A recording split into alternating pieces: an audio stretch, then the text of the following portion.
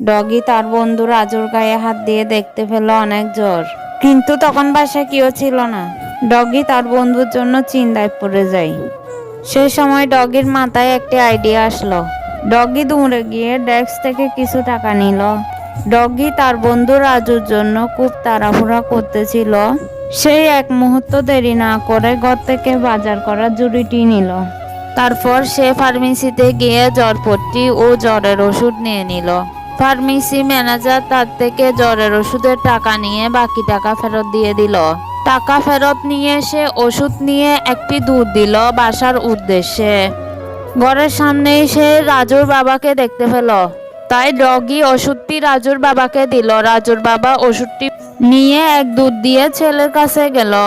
তারপর রাজুর মা তাকে জ্বরপট্টি ও ওষুধটি লাগিয়ে দিল।